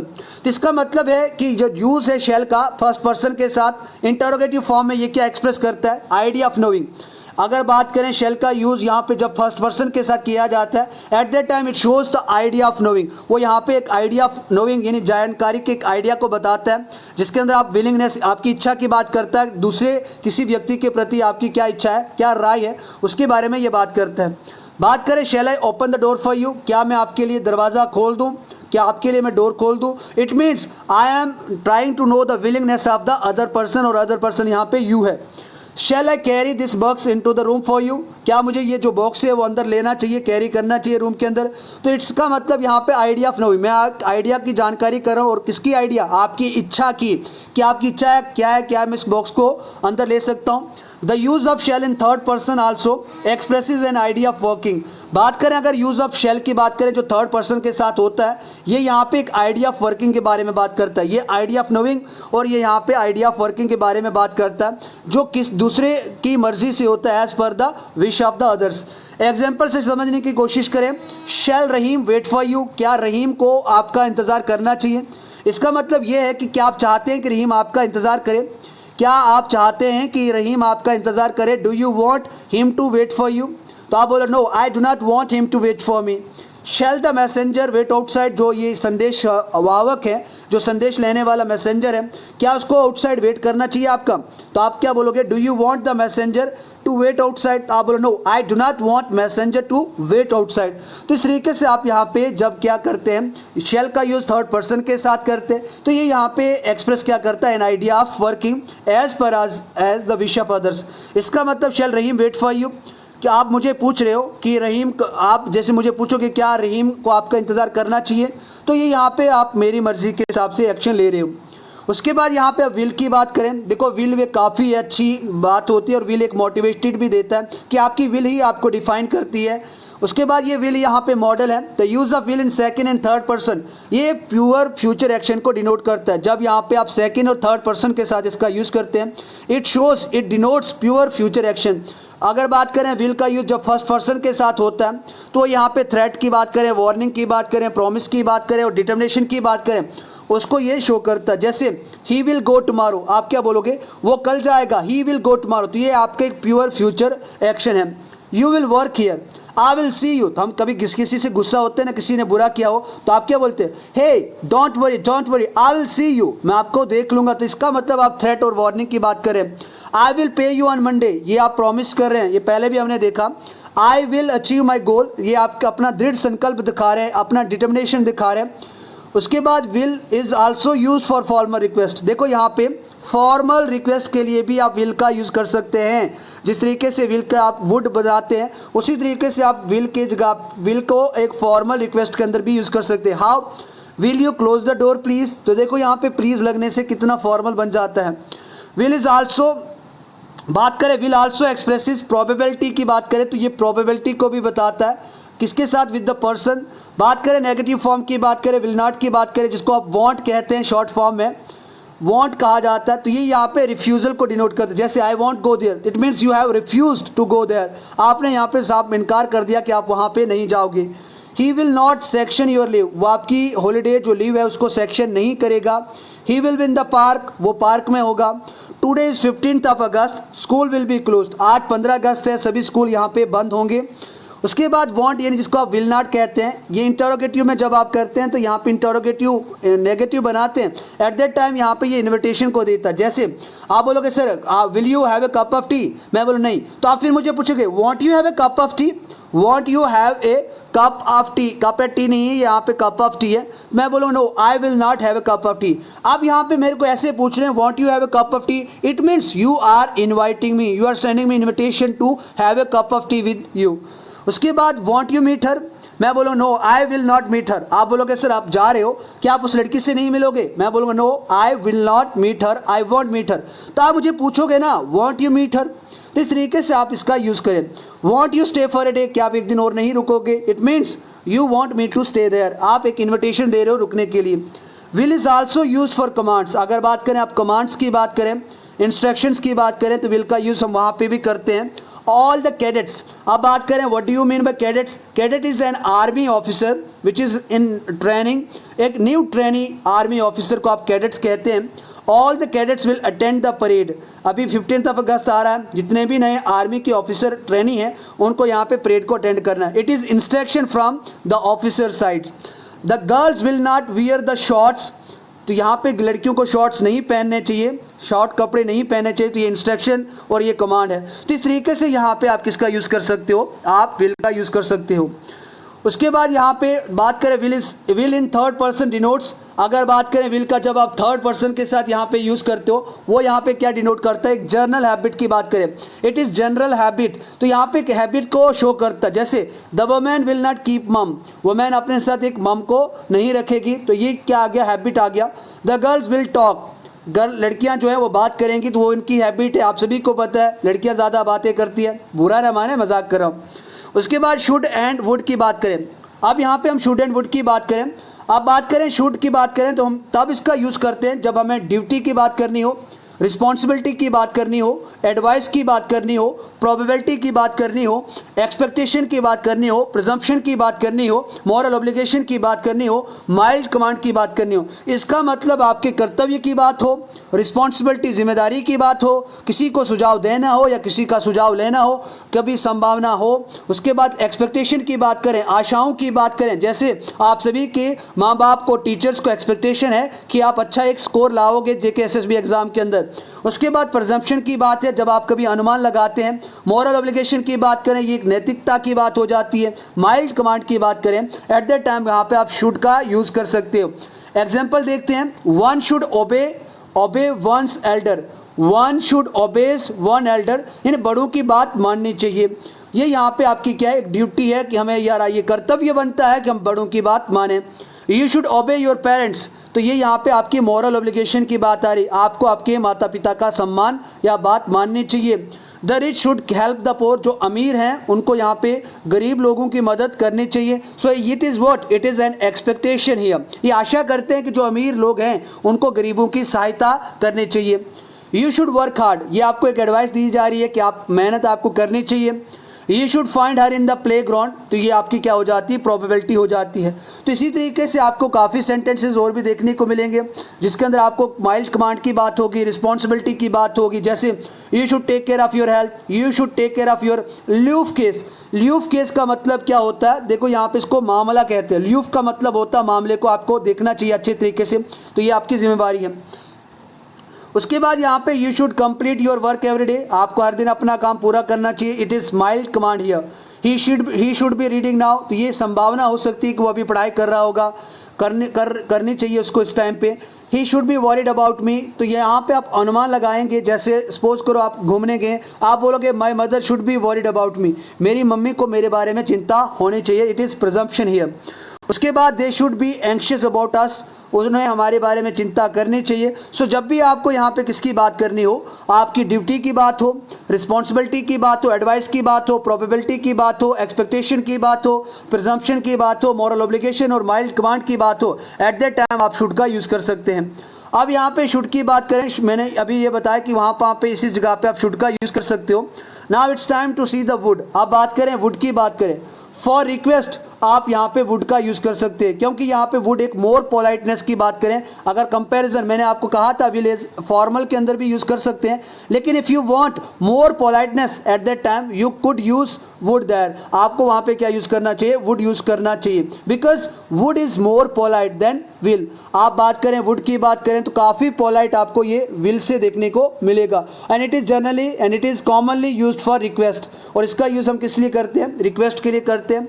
Would is also use to know the wishes of other, अगर हमें किसी दूसरे की इच्छा जाननी हो, विश जाननी हो, उसके लिए भी आप वुड का यूज़ करते हैं।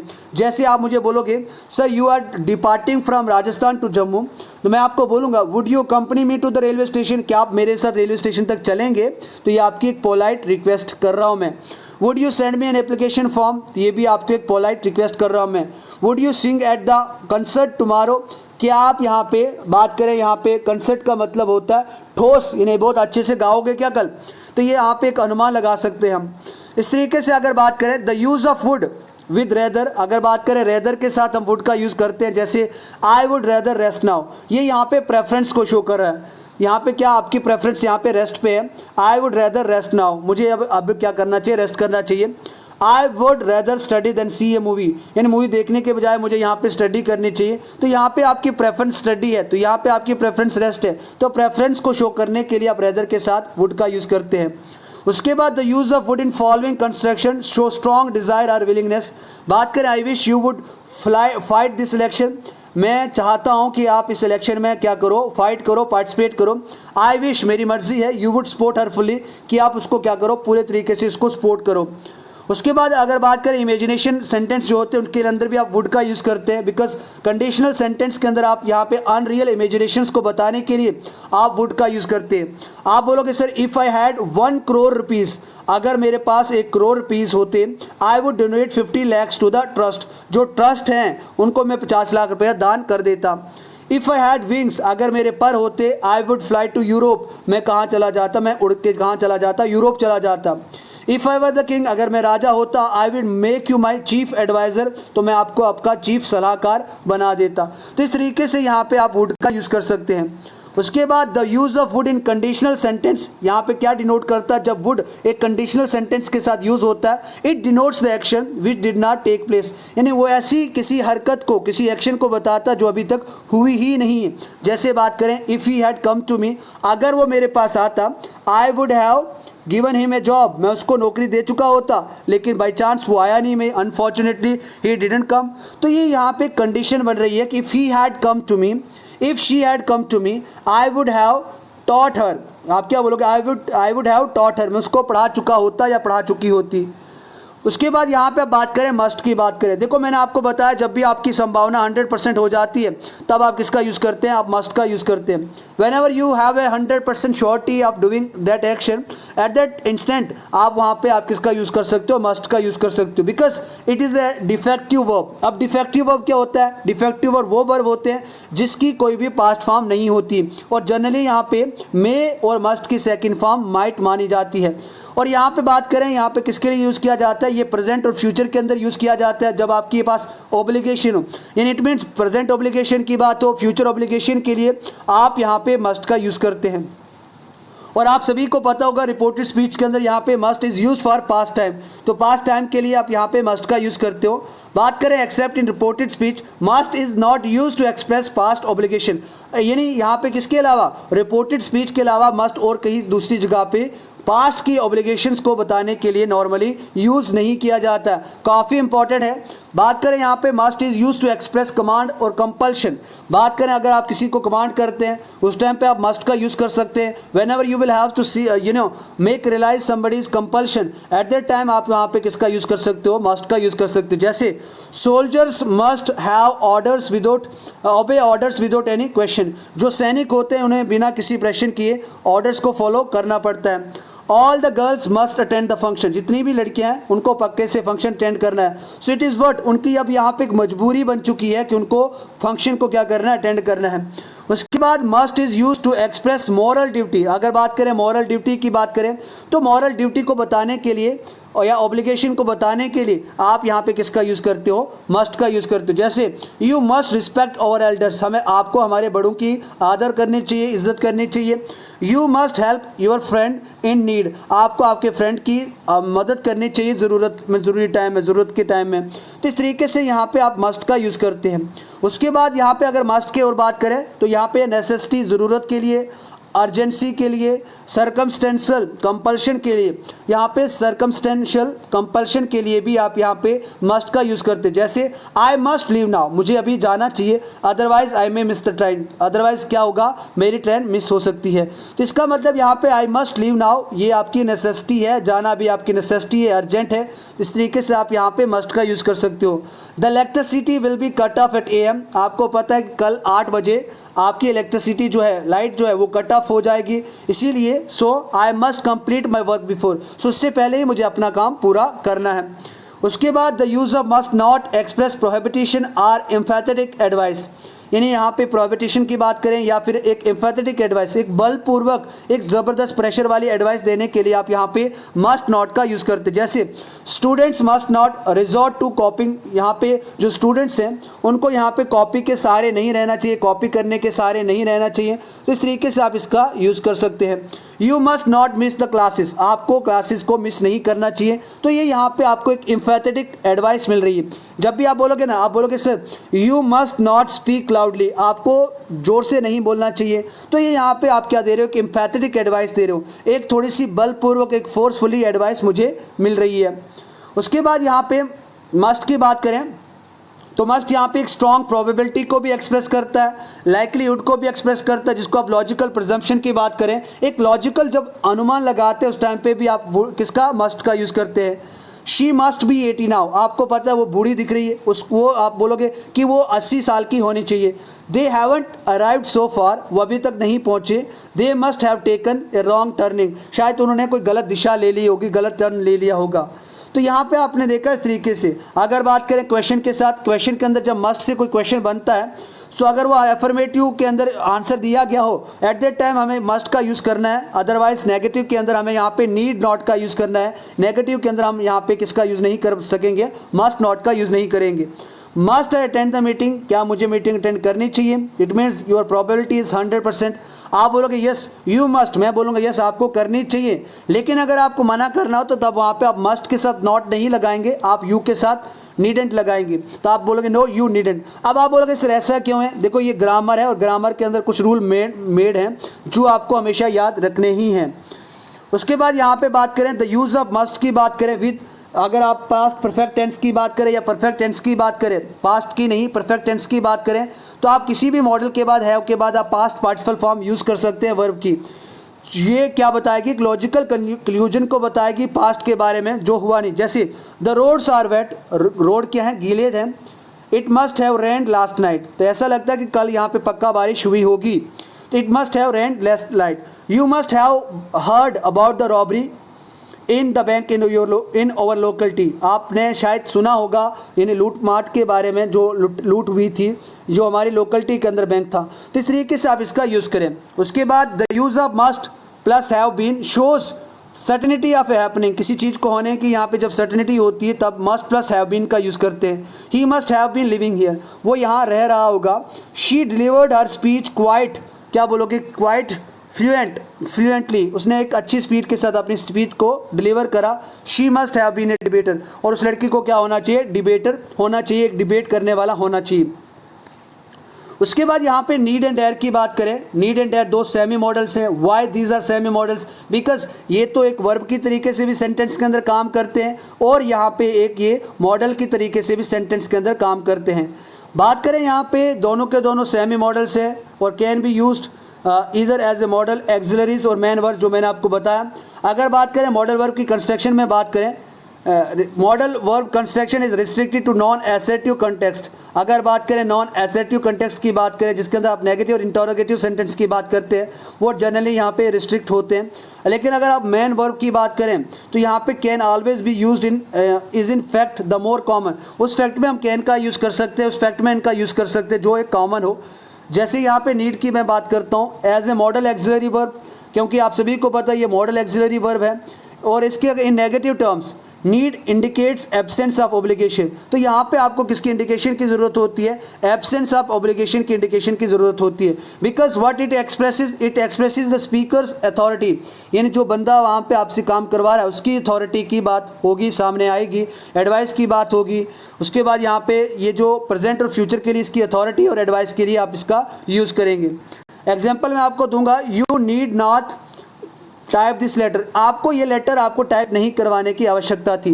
It means you have typed, और अगर आपके बॉस ने कहा कि आपको ये ज़रूरी नहीं था करवाने की, तो इस तरीके से आप यहाँ पे नीड के साथ नॉट लगा सकते, because we are using here need as a modal not as a main verb. उसके बाद the speaker is the thought it could be his boss, इसका मतलब आप जैसे you need and type this letter अगर मैं आपको कह रहा हूँ तो ये इससे बात से ही पता चलता है कि मैं आपका एज ए बॉस काम कर रहा हूँ। लेकिन मैंने आपको कहा इसके साथ आप डू एक्सिलरी का भी यूज़ कर सकते हैं। It expresses absence of obligation, तो ये यहाँ पे एब्सेंस ऑफ ऑब्लिगेशन को क्या करता है, एक्सप्रेस करता है। इस केस में यहाँ पे स्पीकर के पास अथॉरिटी नहीं होती है। In this case the speaker is not the authority. जैसे you do not need to do this letter, you do not need to write this letter, यानी आपके पास ये कोई भी हक नहीं है कि आप इस लेटर को लिखो। As main verb need means require, need का मतलब अगर एज ए मैन वर्ब के तरीके से जब नीड यूज़ होता है उसका मतलब क्या होता है, ज़रूरत। जैसे आपको पैसे की ज़रूरत है, डू यू नीड मनी, आप बोलोगे यस आई नीड मनी, तो इस तरीके से आप इसका यूज़ करोगे।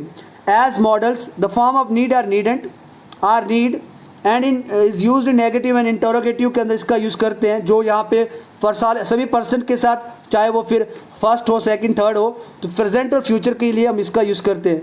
Need in such construction takes a bare infinitive. अब बेयर इन्फिनिटिव का क्या मतलब है कि नीड के साथ यहाँ पे कोई भी टू नहीं लगा होगा। He need not talk to her, need he talk to her. You needn't wear a tie, need I wear a tie, क्या मुझे टाई पहनने की ज़रूरत है, आवश्यकता है।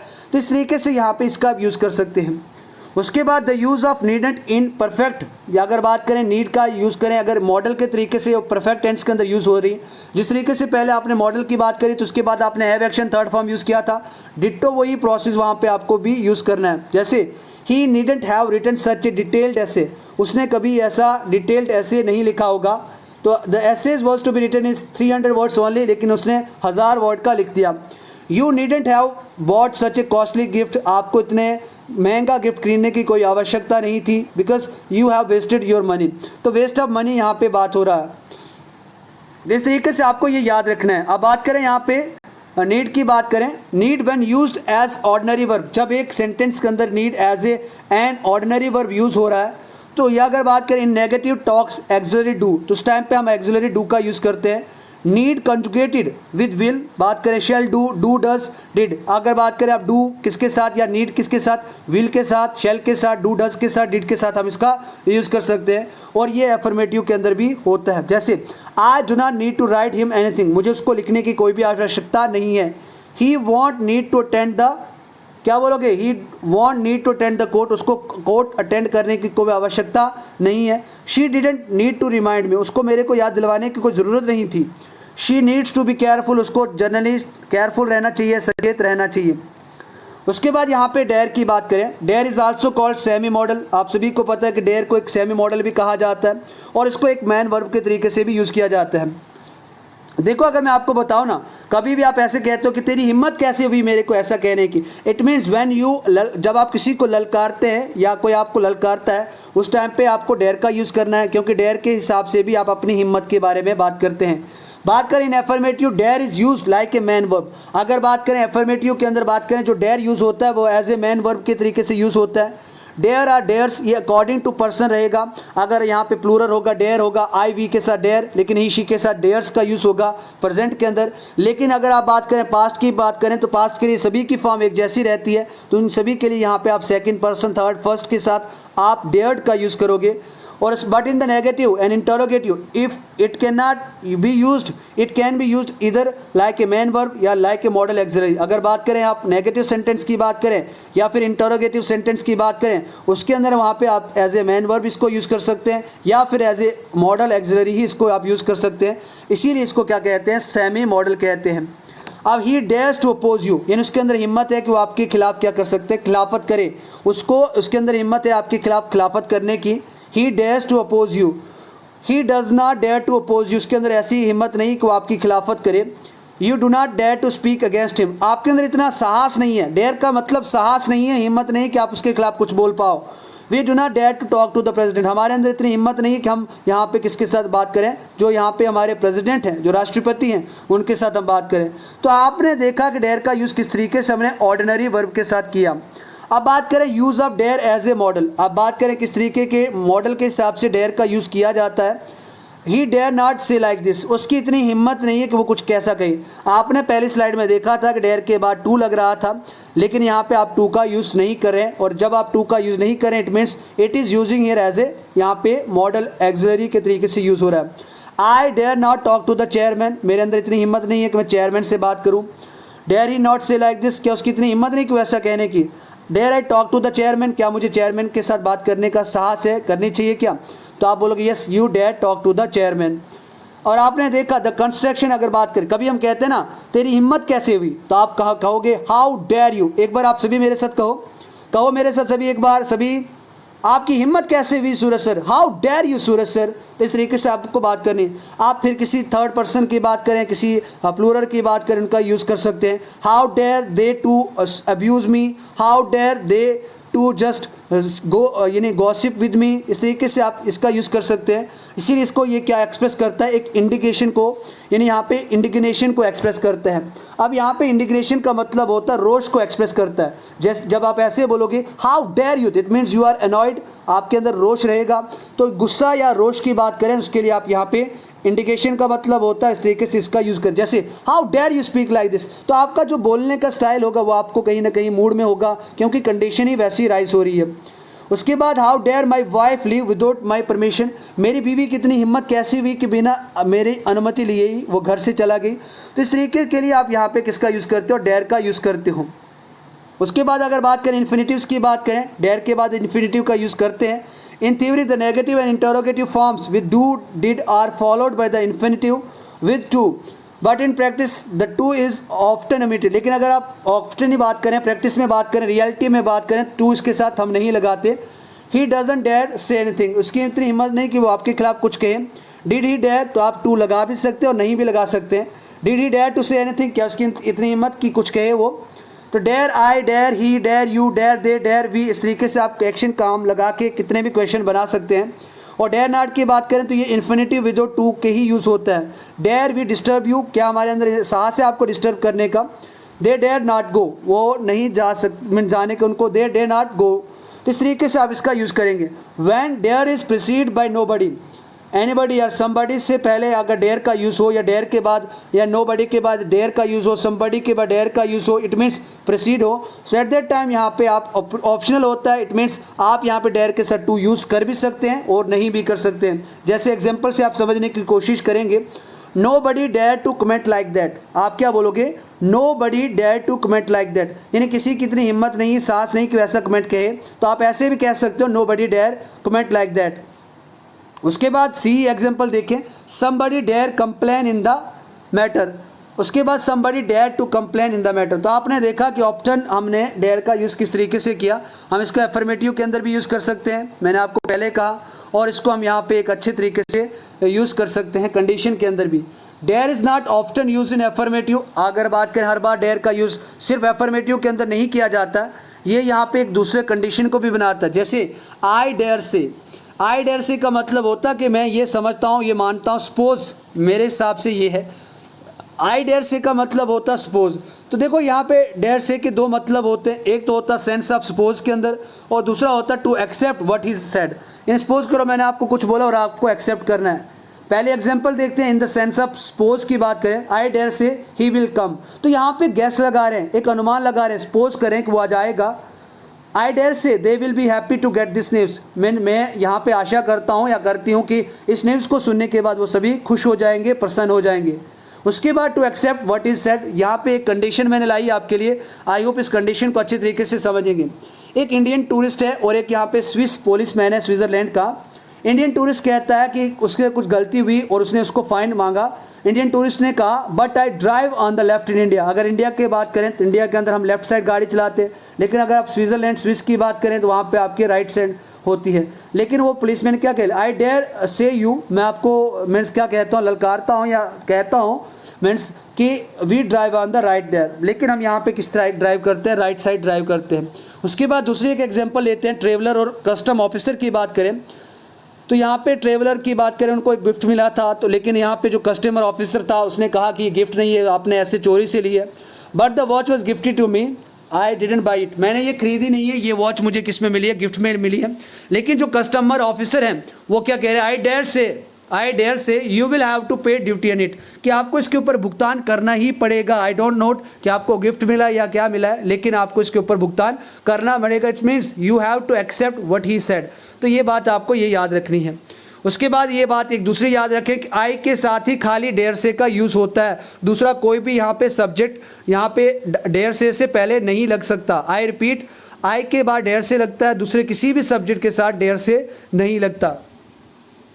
उसके बाद यूज टू की बात करें तो यहाँ पे जो प्रेजेंट टेंस के अंदर, जो प्रेजेंट के अंदर आपकी हैबिट नहीं है, उनको बताने के लिए आप यूज टू का यूज़ करते हैं। इट मीन्स अगर कोई काम आप बचपन में करते थे, बचपन में आप लट्टू घुमाया करते थे, लेकिन अब आपके पास टाइम नहीं है लट्टू घुमाने का, तो आप क्या बोलोगे? आई यूज टू प्ले, क्या बोलोगे? I use to spin a top. आप क्या बोलोगे? I use to spin a top. लेकिन नो लॉन्गर नाउ, लेकिन अब नहीं, because we all have grown up, अभी हमारे पास इतना टाइम नहीं है।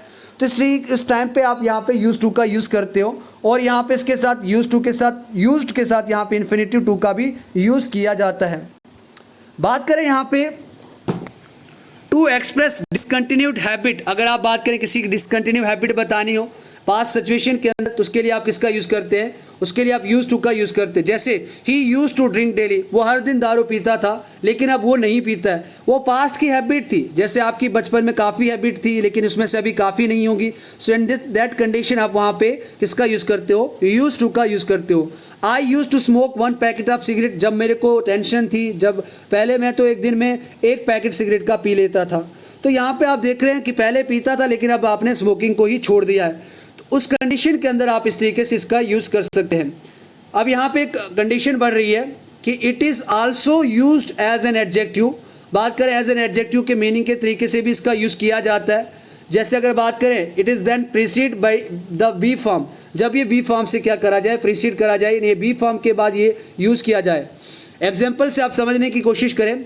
आई am use to taking tea in the morning, यानी मैं मॉर्निंग में चाय पीने का आदी हूँ। तो यहाँ पे इसका मतलब क्या निकलेगा?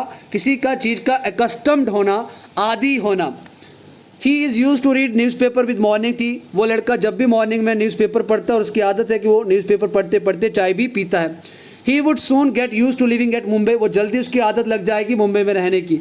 आई am use to coolers noise, तो मुझे यहाँ पे कूलर्स नॉइज़ का आदी हूँ, जो छोटा मोटा नॉइज़ होता है उसको सह लेती हूँ। तो इस तरीके से आप इसका यूज़ करते हैं।